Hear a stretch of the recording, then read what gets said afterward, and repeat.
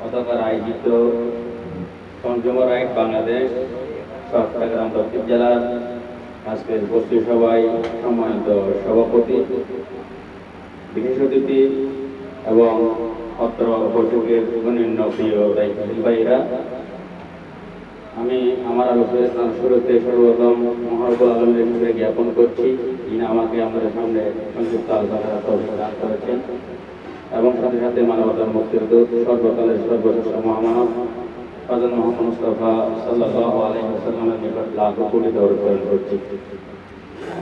আমরা সবাই বিভিন্ন সময় আমরা সকাল থেকে রাত পর্যন্ত বিভিন্ন বাজার সদাই করি। সেই হিসেবে আমরা বিভিন্নভাবে আমরা খাবার দাবার খাই, সেইটা আমরা ভোক্তা।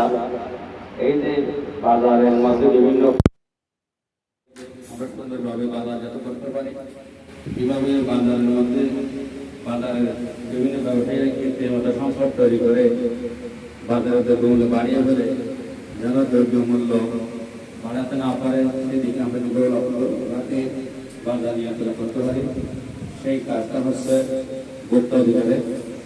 লোহাগাড়া উপজেলা শ্রমিক কল্যাণ ফেডারেশনের শহর শাখার সম্মানিত সেক্রেটারি জনাব মাওলানা উমর ফারুক সাহেব,